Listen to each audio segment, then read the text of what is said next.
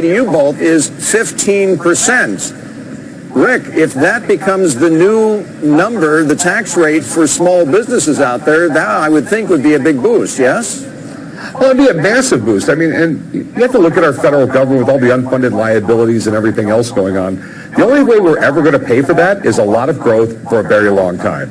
And right now, I mean, I'm a serial business opener. I consistently open up businesses. Sometimes they fail, sometimes they do well, sometimes I sell them. I didn't do nothing last year. It's just getting to the point with our current tax system, it's the whole risk-reward model is not there. But when I'm giving over 50% of what I make to the federal government and then dealing with the regulations and everything else like that, it's just like, do I really want to do it anymore? You lower taxes, you get rid of some of the regulations, I'm all back in the game.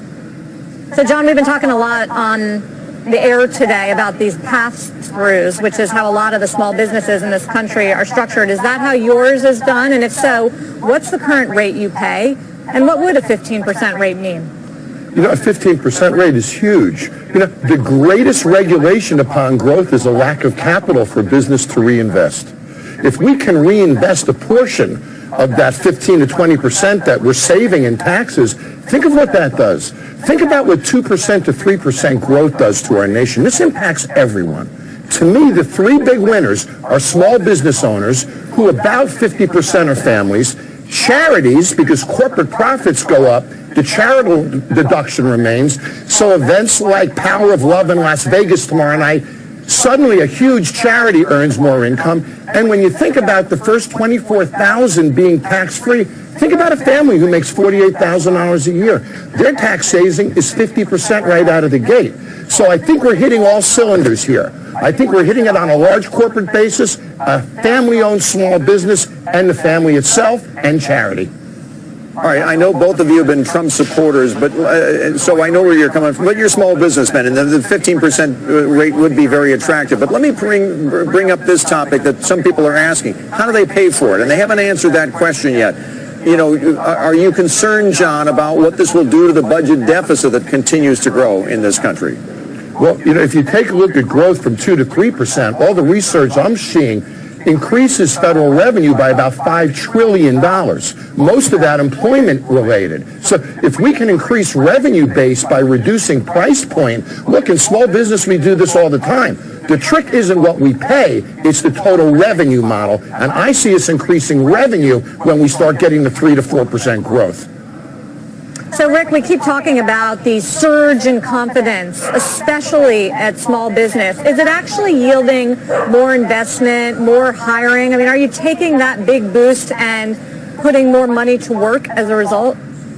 Well, I'm going to see, we all know government. I just want to make sure this actually gets done. And I will reinvest more. If we have more growth, if we can... It just boggles the mind that we have, the Senate and the House arguing about how much should we tax repatriation of money. That's trillions of dollars. If it was 0% and that money came here, just with the velocity of money, with that money going through the economy over a few years, I mean, that's a couple $100 billion a year right there. Yeah, but Rick, let business be business. It doesn't happen in a vacuum. I mean, if you're going to cut some revenue, government revenue somewhere by cutting taxes, you got to make it up somewhere else. So you got to, either you cut back on some of the deductions that are out there, or you have the repatriation tax that they're going to have to charge at some point as well. I mean, you're a businessman. You know how that works. I know how it works, and sometimes you have to spend money to make money, and we might have a higher deficit for a few years. But if you free up the entrepreneurial spirit in this country, I think we can easily have 4% growth for years, and we just start having that money. 600,000 small businesses open in America every year. Currently, 740,000 are closing. If we can reverse that trend and start opening 740,000 small businesses every year, a lot happens from that. There's a lot of revenue in this model to be found. Very quickly, since you're both Trump supporters, Rick, I'll ask you first 100 days, are you frustrated that we haven't seen any of this come to fruition? I think he's actually got a lot. I mean, he's got a lot done with what he has to deal with, and he took a new job. There's a learning curve. Don't worry, he'll get it